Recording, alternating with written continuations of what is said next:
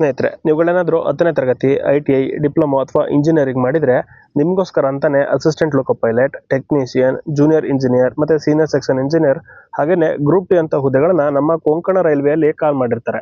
So Konkan ರೈಲ್ವೆಯಲ್ಲಿ ನಮ್ಮ ಕರ್ನಾಟಕದಲ್ಲಿಗೆ ಅರ್ಜಿನ ಸಲ್ಲಿಸೋದರ ಮಾತ್ರ ಇರುತ್ತೆ. ಇದು ಪರ್ಮನೆಂಟ್ ಹುದ್ದೆಗಳಾಗಿದ್ದು 2026ರ ಮೊದಲ ನೇಮಕಾತಿ ಆಗಿರುತ್ತೆ. ಹಾಗಿದ್ರೆ ಈ ಒಂದು ನೇಮಕಾತಿ ಕುರಿತು ಕಂಪ್ಲೀಟ್ ಇನ್ಫಾರ್ಮೇಶನ್ ನಾನು ನಿಮ್ಗೆ ತಿಳಿಸ್ಕೊಡ್ತೀನಿ. ಅದಕ್ಕೂ ಮುಂಚೆ ನಮ್ಮ ಚಾನಲ್ಗೆ ಇನ್ನೂ ಸಬ್ಸ್ಕ್ರೈಬ್ ಆಗಿಲ್ಲ ಅಂದ್ರೆ ಈಗಲೇ ಸಬ್ಸ್ಕ್ರೈಬ್ ಆಗಿ ಪಕ್ಕದಲ್ಲಿ ಇರ್ತಕ್ಕಂತಹ ಬೆಲ್ ಬಟನ್ ಅನ್ನ ಪ್ರೆಸ್ ಮಾಡಿ. ಹೀಗೆ ವೇಕೆನ್ಸಿಗಳನ್ನ ನೋಡೋದಾದ್ರೆ ಒಟ್ಟು ಹುದ್ದೆಗಳು 201 ಹುದ್ದೆಗಳು ಖಾಲಿ ಇರುತ್ತೆ. ಈ 201 ಹುದ್ದೆಗಳಲ್ಲಿ ಕಮರ್ಷಿಯಲ್ ಸೂಪರ್ವೈಸರ್ ಅಂತ, technician grade 3, junior engineer, senior section engineer, assistant loco pilot, goods train manager, station master, section controller ಮತ್ತೆ ಟ್ರ್ಯಾಕ್ ಮೇಂಟೈನರ್ ಗ್ರೇಡ್ 4 ಅಂತ. ಸೊ ಇಷ್ಟು ಹುದ್ದೆಗಳು ಒಳಗೊಂಡಿರುತ್ತೆ. ನಿಮ್ಮ ಕ್ವಾಲಿಫಿಕೇಶನ್ಗೆ ತಕ್ಕಂತೆ ನೀವು ಯಾವ ಪೋಸ್ಟ್ಗೆ ಎಲಿಜಿಬಲ್ ಇರ್ತೀರಾ ಆ ಪೋಸ್ಟ್ಗೆ ನೀವು ಅಪ್ಲಿಕೇಶನ್ ಹಾಕಬೇಕು. ತಿಳ್ಕೊಳ್ಳೋದಾದ್ರೆ ಟ್ರ್ಯಾಕ್ ಮೇಂಟೈನರ್ ಗ್ರೇಡ್ 4 ಅಂತ ಈ ಒಂದು ಹುದ್ದೆಗೆ ಲೆವೆಲ್ 1 ಅಂದ್ರೆ 18,000 ಬೇಸಿಕ್ ಫಿಕ್ಸ್ ಇರುತ್ತೆ. ಸೊ ನಿಮಗೆ ಒಂದು 40K ತನಕ ಈ ಒಂದು ಪೋಸ್ಟ್ಗೆ ಸ್ಯಾಲರಿ ಸಿಗುತ್ತೆ. ಹಾಗೇನೆ ಅಸಿಸ್ಟೆಂಟ್ ಲೋಕೋ ಪೈಲಟ್ ಮತ್ತೆ ಟೆಕ್ನಿಷಿಯನ್ ಗ್ರೇಡ್ 3 ಇವ್ರುಗಳಿಗೆ ಲೆವೆಲ್ 2 ಸ್ಯಾಲರಿ ಇರುತ್ತೆ. ಸೊ ಟೆಕ್ನಿಷಿಯನ್ ಅವರಿಗೆ ಮಾತ್ರ ಒಂದು 45,000 ತನಕ ಸ್ಯಾಲರಿ ಸಿಗುತ್ತೆ. ಅದೇ ಅಸಿಸ್ಟೆಂಟ್ ಲೋಕೋ ಪೈಲಟ್ ಅವರಿಗೆ ಸ್ಟಾರ್ಟಿಂಗ್ ಏನೇ ಒಂದು 65ರಿಂದ 70,000 ತನಕ ಸ್ಯಾಲರಿ ಸಿಕ್ಕುತ್ತೆ. ಹಾಗೇನೆ ಜೂನಿಯರ್ ಇಂಜಿನಿಯರ್ ಅಪ್ಲಿಕೇಶನ್ ಹಾಕುವಂತವ್ರಿಗೆ ಲೆವೆಲ್ 6 ನ ಫಿಕ್ಸ್ ಮಾಡಿರ್ತಾರೆ. Junior engineer, section controller, section station master ಇವ್ರುಗಳಿಗೆ ಲೆವೆಲ್ 6 ಸ್ಯಾಲರಿ ಇರುತ್ತೆ. 35,500 ಬೇಸಿಕ್ ಇರುತ್ತೆ. ಗ್ರಾಸು ನಿಮಗೆ ಒಂದು 70ರಿಂದ ಒಂದು 80,000 ಸ್ಯಾಲರಿ ಸಿಗುತ್ತೆ. ಹಾಗೇನೆ ಸೀನಿಯರ್ ಸೆಕ್ಷನ್ ಇಂಜಿನಿಯರ್ ಮತ್ತೆ ಸೀನಿಯರ್ ಸೆಕ್ಷನ್ ಇಂಜಿನಿಯರ್ಗೆ ಲೆವೆಲ್ 7 ಸ್ಯಾಲರಿನ ಫಿಕ್ಸ್ ಮಾಡಿರ್ತಾರೆ. ಸೊ ಇದಕ್ಕೆ ಒಂದು 90K ತನಕ ಸ್ಯಾಲರಿ ನಿಮಗೆ ಫಸ್ಟ್ ಇಂದಾನೆ ಸಿಗ್ತಾ ಹೋಗುತ್ತೆ. ಅದಾದ್ರೆ ಮಿನಿಮಮ್ ಎಲ್ರಿಗೂ ಕೂಡ 18 ವರ್ಷ ಆಗಿರಲೇಬೇಕು, ಇದು ಮಿನಿಮಮ್. ಸೊ ಇದಾದ ನಂತರ ಮ್ಯಾಕ್ಸಿಮಮ್ ಏಜ್ ಎಷ್ಟು ಅಂತ ತಿಳ್ಕೊಳ್ಳೋದಾದ್ರೆ SC/ST ಕ್ಯಾಂಡಿಡೇಟ್ಸ್ಗಳಿಗೆ ಮ್ಯಾಕ್ಸಿಮಮ್ 41 ವರ್ಷ ತನಕ ಅರ್ಜಿನ ಸಲ್ಲಿಸಬಹುದು. OBC ಕ್ಯಾಂಡಿಡೇಟ್ಸ್ ಅವ್ರಿಗೆ 39 ವರ್ಷ ತನಕ ಅರ್ಜಿನ ಸಲ್ಲಿಸಬಹುದು. ಹಾಗೇನೆ ಜನರಲ್ ಕ್ಯಾಟಗರಿ ಅವ್ರಿಗೆ 36 ವರ್ಷ ತನಕ ಅರ್ಜಿನ ಸಲ್ಲಿಸೋದಕ್ಕೆ ಇಲ್ಲಿ ಅವಕಾಶನ ಮಾಡಿಕೊಟ್ಟಿದ್ದಾರೆ. ಸ್ನೇಹಿತರೆ, ನಾನು ಮೊದಲೇ ಹೇಳಿದೆ ವೇಕೆನ್ಸಿಗಳ ಬಗ್ಗೆ ಹೇಳೋದಾದ್ರೆ ಟ್ರ್ಯಾಕ್ ಮೇಂಟೈನರ್ ಅಂತ 57 ವೇಕೆನ್ಸಿಗಳನ್ನ ಇಲ್ಲಿ ಐಡೆಂಟಿಫೈ ಮಾಡಿದ್ದಾರೆ. ಸೊ ಈ ಟ್ರ್ಯಾಕ್ ಮೇಂಟೈನರ್ ಅನ್ನೋ ಹುದ್ದೆಗಳನ್ನ ಕೇವಲ ಯಾರ್ಯಾರು ತಮ್ಮ ಜಮೀನುಗಳನ್ನ ಅಥವಾ ತಮ್ಮ ಲ್ಯಾಂಡ್ ಅನ್ನ ಈ ಒಂದು ಪ್ರಾಜೆಕ್ಟ್ಗೆ ಕಳ್ಕೊಂಡಿರ್ತಾರೆ, ಲ್ಯಾಂಡ್ ಲೂಸರ್ಸ್ ಅಂತ ಅವ್ರನ್ನ ಕರೀತಾರೆ, ಅವ್ರಗಳಿಗೆ ಮಾತ್ರ ಈ ಒಂದು ವೇಕೆನ್ಸಿಗಳನ್ನ ಮೀಸಲಾತಿ ಇಟ್ಟಿರ್ತಾರೆ. ಸೊ ಈ ಒಂದು ವೇಕೆನ್ಸಿಗಳಿಗೆ ಎಕ್ಸ್ಟರ್ನಲ್ ಆಗಿ ಯಾರು ಕೂಡ ಅರ್ಜಿನ ಸಲ್ಲಿಸೋ ರೀತಿ ಇರಲ್ಲ. ರಿಕ್ರೂಟ್ಮೆಂಟ್ ಪ್ರೊಸೆಸ್ ಯಾವ ತರ ಇರುತ್ತೆ ಅನ್ನೋದಾದ್ರೆ ಇಲ್ಲಿ ಸ್ಟೇಷನ್ ಕಂಟ್ರೋಲರ್ ಮತ್ತೆ ಸ್ಟೇಷನ್ ಮಾಸ್ಟರ್ ಹಾಗೇನೆ ಅಸಿಸ್ಟೆಂಟ್ ಲೋಕೋ ಪೈಲಟ್ ಈ 3 ಹುದ್ದೆಗಳಿಗೆ ಸಂಬಂಧಪಟ್ಟಂತೆ ಮೊದಲು ಕಂಪ್ಯೂಟರ್ ಬೇಸ್ಡ್ ಟೆಸ್ಟ್ ನ ಮಾಡ್ತಾರೆ, CBT ಟೆಸ್ಟ್. ತದನಂತರ ಕಂಪ್ಯೂಟರ್ ಬೇಸ್ಡ್ ಆಪ್ಟಿಟ್ಯೂಡ್ ಟೆಸ್ಟ್ ಅಂತ ಮಾಡ್ತಾರೆ. ಸೊ ಹಾಗೇನೆ ಇವರು ಕಂಪ್ಯೂಟರ್ ಆದ್ರೂ ಮಾಡ್ಬೋದು ಆಪ್ಟಿಟ್ಯೂಡ್ ಟೆಸ್ಟ್ ನ, ಅಥವಾ OMR ಬೇಸ್ಡ್ ಆದ್ರೂ ಮಾಡ್ಬೋದು. ತದನಂತರ ಡಾಕ್ಯುಮೆಂಟ್ ವೆರಿಫಿಕೇಶನ್, ಮೆಡಿಕಲ್ ಎಕ್ಸಾಮಿನೇಷನ್, ಆಮೇಲೆ ನಿಮ್ಗೆ ಸೆಲೆಕ್ಷನ್ ಆರ್ಡರ್ನ ಅಥವಾ ಜಾಯ್ನಿಂಗ್ ಆರ್ಡರ್ನ ಕೊಡ್ತಾರೆ ಈ ಒಂದು 3 ಹುದ್ದೆಗಳಿಗೆ. ಅದೇ ರೀತಿ ಬೇರೆ ಹುದ್ದೆಗಳಿಗೆ ಅಂದ್ರೆ junior engineer, senior section engineer, technician grade 3, commercial supervisor, goods train manager ಈ ಒಂದು ಹುದ್ದೆಗಳಿಗೆ ಫಸ್ಟ್ ನಿಮ್ಗೆ ಕಂಪ್ಯೂಟರ್ ಬೇಸ್ಡ್ ಟೆಸ್ಟ್ ಒಂದೇ ಇರುತ್ತೆ. ಅದಾದ್ಮೇಲೆ ಸೆಲೆಕ್ಷನ್ ಆದ್ರೆ ಡಾಕ್ಯುಮೆಂಟ್ ವೆರಿಫಿಕೇಶನ್, ನಂತರ ಮೆಡಿಕಲ್, ಆಮೇಲೆ ನಿಮ್ಗೆ ಜಾಯ್ನಿಂಗ್ ನ ಇಶ್ಯೂ ಮಾಡ್ತಾರೆ. ಟೆಸ್ಟ್ ನಲ್ಲಿ ಮಿನಿಮಮ್ ಸ್ಕೋರ್ ಅಂತ ಮಾಡಿದ್ದಾರೆ. ಸೊ ಎಲ್ಲರೂ ಕೂಡ ಗ್ರೂಪ್ ಡಿ ಅಂದ್ರೆ ಟ್ರ್ಯಾಕ್ ಮೇಂಟೈನರ್ ಇದನ್ನ ನಾನು ಹೇಳಕ್ ಹೋಗ್ತಲ್ಲ, ಇದು ಬರೀ ಕೇವಲ ಲ್ಯಾಂಡ್ ಲೂಸರ್ಸ್ ಅವರಿಗೆ ಮಾತ್ರ ಇರುತ್ತೆ.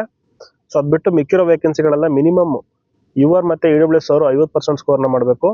OBC ಮತ್ತೆ SC/ST ಅವರು 40% ಸ್ಕೋರ್ನ ಮಾಡಬೇಕು. ಇದ್ರ ಮೇಲೆ ಏನಿದ್ರು ಕಟ್ ಆಫ್ ನಿಲ್ಲೋದು, ಇದಕ್ಕಿಂತ ಒಳಗಡೆ ಬಂದ್ರೆ ಕಟ್ ಆಫ್ ನಿಲ್ಲಲ್ಲ, ನಿಮ್ಮನ್ನ ಕನ್ಸಿಡರ್ ಕೂಡ ಅವರು ಮಾಡಲ್ಲ.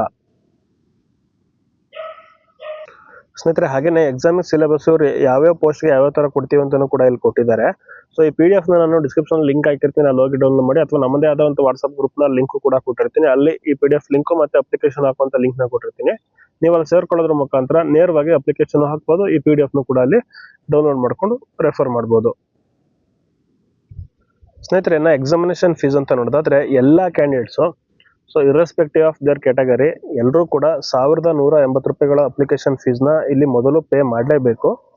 ಸೊ ನಂತರ ಎಕ್ಸಾಮ್ ಬರೀತೀನಿ ಅಂದಮೇಲೆ ಯಾರ್ಯಾರು ಅಂದ್ರೆ, ಸೊ ನಮ್ಮ SC/ST candidates, X man candidates, SC/ST candidates ಮತ್ತೆ ಎಕ್ಸ್ ಮ್ಯಾನ್ ಕ್ಯಾಂಡಿಡೇಟ್ಸ್ಗಳು, ಮತ್ತೆ ಲೇಡೀಸ್ ಅಥವಾ ಗರ್ಲ್ಸ್ ವುಮೆನ್ ಕ್ಯಾಟಗರಿ ಅವರು, ಹಾಗೇನೆ ಮೈನಾರಿಟೀಸ್ ಅವರು, ಇವ್ರುಗಳು ಎಕ್ಸಾಮ್ ಅಟೆಂಡ್ ಮಾಡಿದ್ಮೇಲೆ 180 ರೂಪಾಯಿಗಳನ್ನ ಕಟ್ ಮಾಡಿ ಮಿಕ್ಕಿರುವಂತಹ 1,000 ರೂಪಾಯಿಗಳನ್ನ ಇವರಿಗೆ ರಿಫಂಡ್ ಮಾಡ್ತೀವಿ ಅಂತ ಹೇಳಿ ಹೇಳಿದ್ದಾರೆ.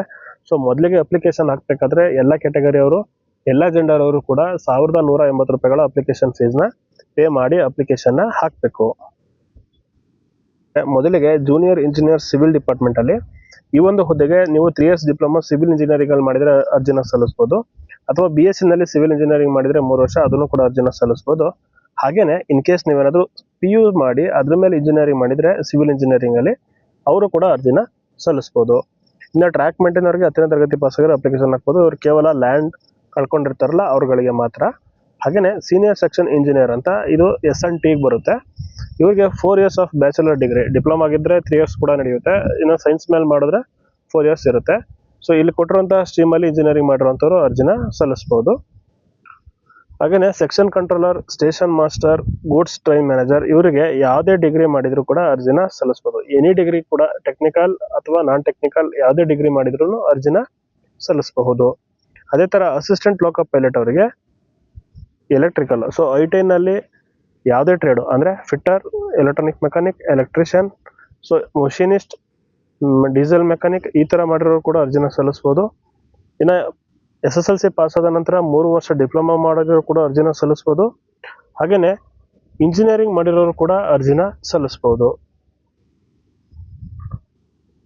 ಹಾಕೋದಕ್ಕೆ ಸ್ಟಾರ್ಟ್ ಆಗಿದೆ. ದಿನಾಂಕ 31/7/2026 ಸ್ಟಾರ್ಟ್ ಆಗಿದೆ.